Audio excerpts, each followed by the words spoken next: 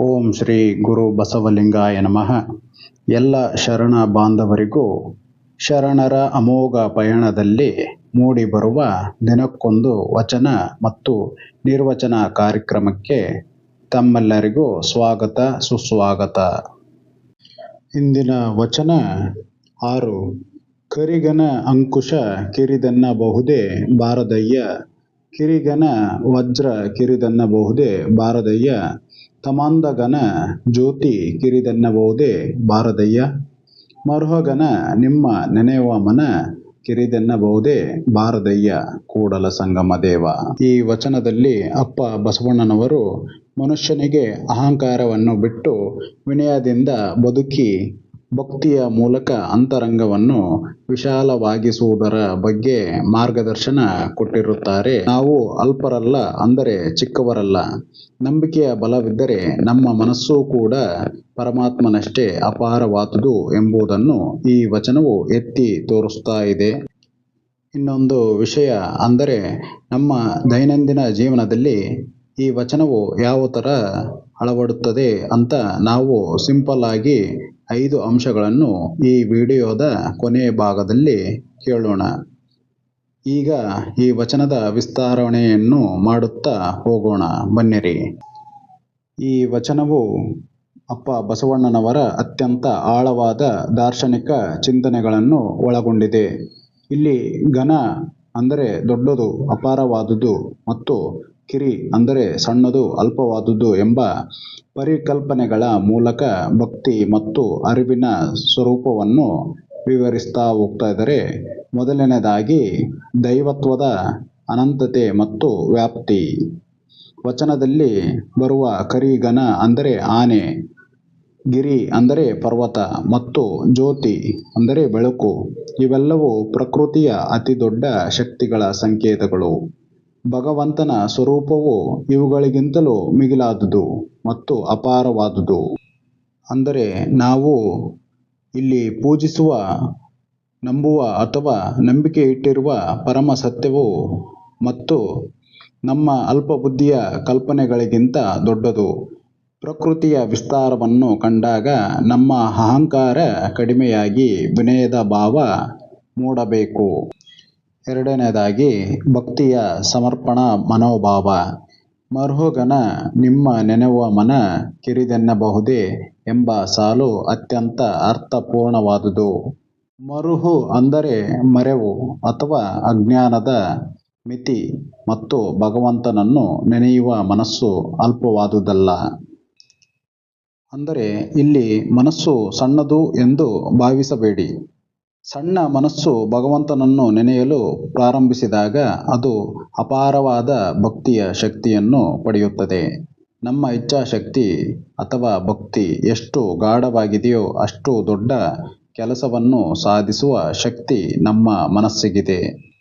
ಮೂರನೇದಾಗಿ ದೃಷ್ಟಿಕೋನದ ಬದಲಾವಣೆಯ ಬಗ್ಗೆ ಈ ಸಾಲು ಹೇಳುತ್ತದೆ. ಇದು ಸಣ್ಣದು, ಅದು ದೊಡ್ಡದು ಎಂದು ವರ್ಗೀಕರಿಸುವ ಮಾನವನ ಪ್ರವೃತ್ತಿಯನ್ನು ಪ್ರಶ್ನಿಸುತ್ತದೆ. ಅಂದರೆ ಜೀವನದಲ್ಲಿ ವಸ್ತುಗಳ ಅಥವಾ ಸನ್ನಿವೇಶಗಳ ಬಾಹ್ಯ ರೂಪವನ್ನು ನೋಡಿ ತೀರ್ಮಾನಕ್ಕೆ ಬರಬೇಡಿ. ಒಂದು ಸಣ್ಣ ವಿಷಯದ ಹಿಂದೆ ಅಡಗಿರುವ ಮಹತ್ವವನ್ನು ಗುರುತಿಸುವ ಕಣ್ಣು ನಮಗೆ ಬೇಕು. ಭಗವಂತನನ್ನು ನಂಬುವಾಗ ಜಾತಿ, ಮತ, ಲಿಂಗ ಅಥವಾ ವಯಸ್ಸಿನ ಅಡೆತಡೆಗಳಿಗಿಂತ ಆಳವಾದ ಅನುಭವ ಮುಖ್ಯ ಅಂತ ಇಲ್ಲಿ ಹೇಳ್ತಾ ಇದ್ದಾರೆ. ನಾಲ್ಕನೇದಾಗಿ ಅಹಂಕಾರದ ನಿರಸನ. ಆನೆ ಮತ್ತು ಪರ್ವತದಂತಹ ಬೃಹತ್ ವಸ್ತುಗಳನ್ನು ಕಿರಿದು ಅಂದರೆ ಸಣ್ಣದು ಎಂದು ಹೇಳಲು ಸಾಧ್ಯವಿಲ್ಲ ಅಂದಮೇಲೆ ಅಂತಹ ಪರಮಾತ್ಮನ ಎದುರು ನಮ್ಮ ಅಹಂಕಾರ ಅಥವಾ ವ್ಯಕ್ತಿತ್ವ ಎಷ್ಟು ಕ್ಷುಲ್ಲಕವಾದುದು. ಅಂದರೆ ನಮ್ಮ ಸಾಧನೆ ಮತ್ತು ಸಂಪತ್ತು ಅಥವಾ ಜ್ಞಾನ ಎಷ್ಟೇ ಇದ್ದರೂ ಬ್ರಹ್ಮಾಂಡದ ವಿಶಾಲತೆಯ ಮುಂದೆ ನಾವು ಬಹಳ ಚಿಕ್ಕವರು. ಈ ಅರಿವು ಇದ್ದಾಗ ಮಾತ್ರ ಜೀವನದಲ್ಲಿ ನಮ್ರತೆ ಅಥವಾ ವಿನಯ ಬರುತ್ತದೆ. ಐದನೇದಾಗಿ ಅಂತರಂಗದ ಅರಿವು. ಕೊನೆಯ ಸಾಲು ಅರಿವು ಮತ್ತು ಭಕ್ತಿಯ ನಡುವಿನ ಸೇತುವೆಯಾಗಿದೆ. ನಾವು ಯಾರನ್ನು ಘನ ಅಂದರೆ ಶ್ರೇಷ್ಠ ಎಂದು ನಂಬುತ್ತೇವೋ ಅವರನ್ನು ನೆನೆಯುವ ನಮ್ಮ ಮನಸ್ಸು ಕೂಡ ಅಷ್ಟೇ ಶ್ರೇಷ್ಠವಾಗಿರಬೇಕು. ಅಂದರೆ ಇಲ್ಲಿ ಅಪ್ಪವರು ಹೇಳ್ತಾ ಇದ್ದರು, ನೀವು ಏನು ಯೋಚಿಸುತ್ತೀರೋ ನೀವು ಅದೇ ಆಗುತ್ತೀರಿ. ನಿಮ್ಮ ಆಲೋಚನೆಗಳು ನಿಮ್ಮ ವ್ಯಕ್ತಿತ್ವವನ್ನು ರೂಪಿಸುತ್ತದೆ. ನೀವು ಶ್ರೇಷ್ಠವಾದುದನ್ನು ಧ್ಯಾನಿಸಿದರೆ ನಿಮ್ಮ ಮನಸ್ಸು ಕೂಡ ದಿವ್ಯತೆಯ ಕಡೆ ಕರೆದುಕೊಂಡು ಹೋಗುತ್ತದೆ ಅಂತ ಇಲ್ಲಿ ಅಪ್ಪವರು ಹೇಳ್ತಾ ಇರೋದು. ನಾವು ಮೊದಲಿಗೆ ಹೇಳಿದಂತೆ ನಮ್ಮ ಜೀವನದಲ್ಲಿ ಯಾವ ರೀತಿ ಈ ವಚನವನ್ನು ಅಳವಡಿಸಿಕೊಳ್ಳಬಹುದೆಂದು ಒಂದೊಂದಾಗಿ ವಿಸ್ತೃತ ಭಾವನೆಯಲ್ಲಿ 5 ಅಂಶಗಳನ್ನು ನಾವು ಆಲಿಸುತ್ತಾ ಹೋಗೋಣ. ಮೊದಲನೇದಾಗಿ ಅಪಾರವಾದ ದೈವತ್ವ. ಅಂದರೆ ಭಗವಂತನ ಸ್ವರೂಪವು ಆನೆ ಮತ್ತು ಪರ್ವತ ಮತ್ತು ಜ್ಯೋತಿಯಂತಹ ಬೃಹತ್ ವಸ್ತುಗಳಿಗಿಂತಲೂ ಮಿಗಿಲಾದದ್ದು. ಅದನ್ನು ಸೀಮಿತಗೊಳಿಸಲು ಅಥವಾ ಸಣ್ಣದು ಎಂದು ಕರೆಯಲು ಸಾಧ್ಯವಿಲ್ಲ. ಎರಡನೇದಾಗಿ ವಿನಯದ ಪಾಠ. ಅಂದರೆ ಇಲ್ಲಿ ಪ್ರಕೃತಿಯ ಅತಿ ದೊಡ್ಡ ಶಕ್ತಿಗಳೇ ಭಗವಂತನ ಮುಂದೆ ಅಲ್ಪವಾಗಿರುವಾಗ ಕಾಣುವಾಗ ಮನುಷ್ಯನಾದ ನಾವು ಅಹಂಕಾರ ಪಡಬಾರದು ಅಂತ ಇಲ್ಲಿ ವ್ಯರ್ಥ. ಜೀವನದಲ್ಲಿ ವಿನಯ ಮತ್ತು ನಮ್ರತೆ ಅತ್ಯಗತ್ಯ. ವಿನಯ ಭಾವ ಇರಬೇಕು ಅಂತ ಅಪ್ಪವರು ತಿಳಿಸ್ತಾ ಇರೋದು. ಮೂರನೆಯದಾಗಿ ಮನಸ್ಸಿನ ಶಕ್ತಿ. ಮನಸ್ಸು ಸಣ್ಣದು ಅಥವಾ ಅಲ್ಪವಾದುದು ಎಂದು ಭಾವಿಸಬಾರದು. ಭಗವಂತನನ್ನು ನೆನೆಯುವಾಗ ಆ ಮನಸ್ಸು ದೈವಿಕ ಸಂಕಲ್ಪದಿಂದ ಅಪಾರವಾದ ಶಕ್ತಿಯನ್ನು ಪಡೆಯುತ್ತದೆ. ನಾಲ್ಕನೆಯದಾಗಿ ದೃಷ್ಟಿಕೋನದ ವಿಶಾಲತೆ. ಬಾಹ್ಯ ರೂಪವನ್ನು ಕಂಡು ಯಾವುದನ್ನು ತೀರ್ಮಾನಿಸಬಾರದು.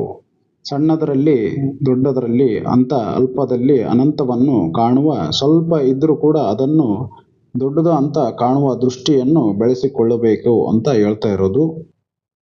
ಐದನೆಯದಾಗಿ ಆಲೋಚನೆ ಮತ್ತು ವ್ಯಕ್ತಿತ್ವ. ನಾವು ಯಾವುದನ್ನು ಧ್ಯಾನಿಸುತ್ತೇವೋ ನಮ್ಮ ಮನಸ್ಸು ಅಂತಹದ್ದೇ ರೂಪವನ್ನು ಪಡೆಯುತ್ತದೆ. ಶ್ರೇಷ್ಠವಾದದ್ದನ್ನು ಚಿಂತಿಸಿದರೆ ನಮ್ಮ ಅಂತರಂಗವು ವಿಶಾಲವಾಗುತ್ತಾ ಹೋಗುತ್ತದೆ. ಅಂದರೆ ನಾವು ಇಲ್ಲಿ ಒಳ್ಳೆಯದನ್ನೇ ನೆನೆಯುತ್ತಾ ಹೋದರೆ, ನಾವು ಒಂದು ಯಶಸ್ಸಿನ ಗುರಿಯನ್ನು ನೆನೆಸುತ್ತಾ ಇದ್ದರೆ ನಾವು ಯಶಸ್ಸಿನ ಕಡೆ ದಾರಿ ಆಗುತ್ತೆ ಅಂತ ಅಪ್ಪರು ಹೇಳ್ತಾ ಇರೋದು. ಇದದು ಕಡೆಯದಾಗಿ ನಾವು ಅಹಂಕಾರವನ್ನು ತ್ಯಜಿಸಿ ವಿಶಾಲವಾದ ಭಕ್ತಿಯ ಮನಸ್ಥಿತಿಯನ್ನು ಬೆಳೆಸಿಕೊಳ್ಳುವುದೇ ಜೀವನದ ಸಾರ್ಥಕತೆ ಅಂತ ಇಲ್ಲಿ ವಚನವನ್ನು ಕಡೆಯ ಹಂತವಾಗಿ ನಾವು ಮುಗಿಸುತ್ತೇವೆ. ಇಂದಿನ ಈ ವಚನದ ವಿಸ್ತರಣೆ ನುಡಿಗಳಲ್ಲಿ ಏನಾದರೂ ತಪ್ಪು ಇದ್ದಲ್ಲಿ ನನ್ನನ್ನು ಕ್ಷಮಿಸಿ. ಎಲ್ಲರಿಗೂ ಭಕ್ತಿಯ ಶರಣಾರ್ಥಿಗಳು.